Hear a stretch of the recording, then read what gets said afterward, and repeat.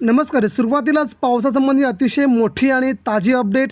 महाराष्ट्रातील या 6 जिल्ह्यांमध्ये पुढील 4 तासामध्ये अतिजोरदार, काही भागामध्ये तुफान पावसाची शक्यता. बघूया सविस्तर बातमी काय आणि कोणत्या भागामध्ये संध्याकाळ ते रात्रीच्या वेळेस होणार जोरदार जबरदस्त स्वरूपाचा पाऊस.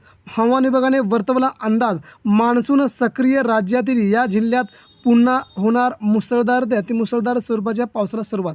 सविस्तर बातमी. समोरील इमेजमध्ये आपण बघताय की राज्यातील कोकण किनारपट्टीवरून साधारणतः ठाण्याचा वरचा भाग, पालघर, नंदुरबार, नंतर इकडे नाशिकचा उत्तर भाग, या भागामध्ये जोरदार ते अतिजोरदार पाऊस होऊ शकतो. पुण्याच्या काही भागामध्ये, नगरच्या आणि औरंगाबादच्या काही जिल्ह्यामध्ये मुसळधार ते अतिमुसळधार स्वरूपाचा पाऊस होणे अपेक्षित आहे. त्यानंतर मुंबईचा परिसर, ठाणे, रायगड, रत्नागिरी, इकडे सातारा, सांगली आणि कोल्हापूर, इकडे साधारणतः जळगाव, धुळे, नंदुरबार या भागातही अतिशय जोरदार स्वरूपात पाऊस रात्रीच्या वेळेस होऊ शकतो. सर्वाधिक परिणाम नाशिक, जळगाव, धुळे, इकडे मनमाड या भागामध्ये. नंतर इकडे पुणे, दौंड, रत्नागिरी, जामखेड, बार्शी, माजलगाव, पेठ, बीड, जालना, औरंगाबादच्या संपूर्ण भागामध्ये जोरदार. कन्नड, सिन्नर या भागात मुसळधार ते अतिमुसळधार स्वरूपाचं पावसाचं वातावरण तयार होतं आहे.